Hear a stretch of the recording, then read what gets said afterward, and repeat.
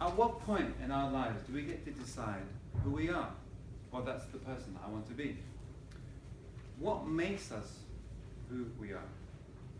And what made us this way? So, Madam Toastmaster, fellow Cardinalians, most welcome guests.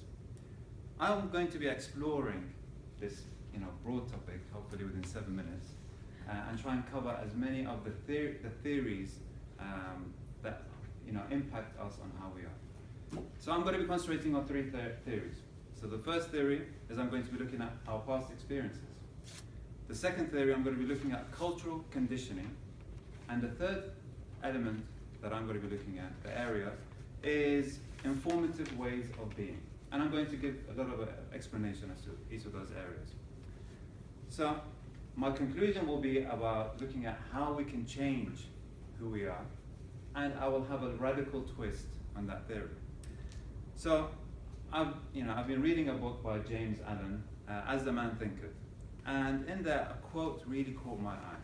So James Allen wrote this literary essay back in 1903, and he wrote, "Every man is where he is by the law of his being. The thoughts which he has built into his character have brought him there. And in the arrangement of his life, there is, in the arrangement of his life, there is no element of chance, but all is the result of a law which cannot learn."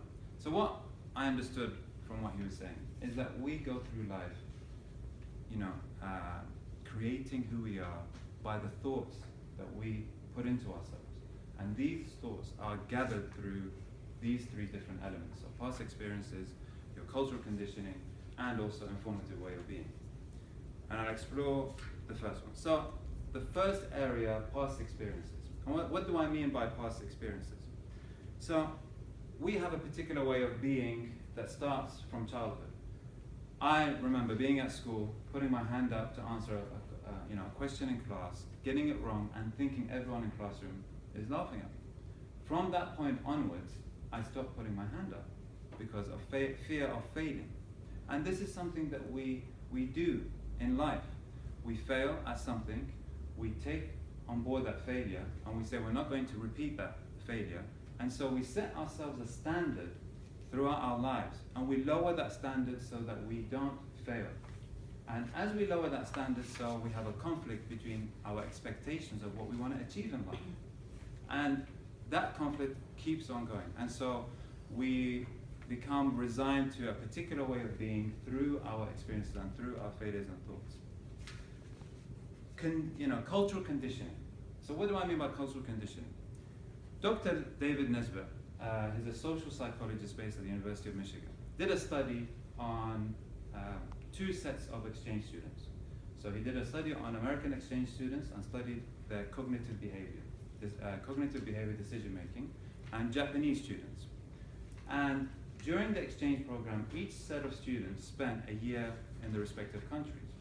During that time, after a year, what Dr. Nesbitt found out in his study was that the American students adopted cognitive behavior, decision-making skills that the Japanese students had, and vice versa, which showed, and he said that cognitive processes were a lot more malleable than we had anticipated before. So it proved, and it supports the theory that the culture that you're in also has an impact on who you are as a person. Again, I would say that we adopt to the culture that we're in order to avoid standing out or avoid looking like we're failing, and to amalgamate with the culture that we're in. And my third theory is informative ways of being.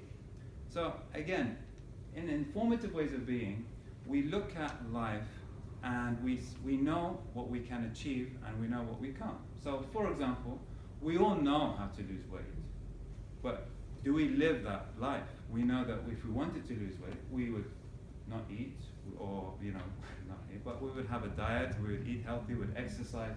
So we know what we want to be. Doesn't necessarily mean that we get to be that way.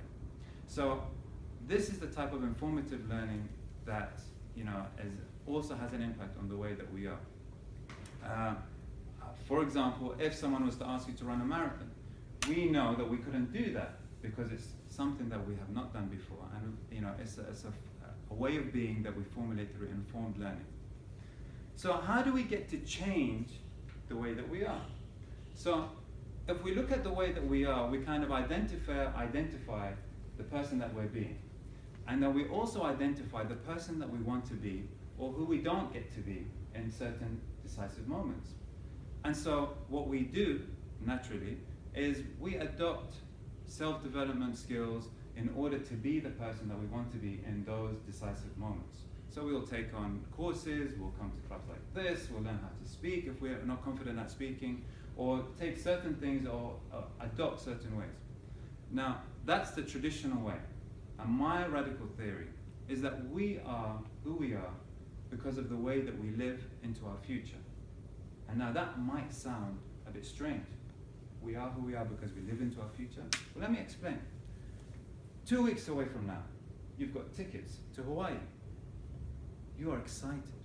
You're happy.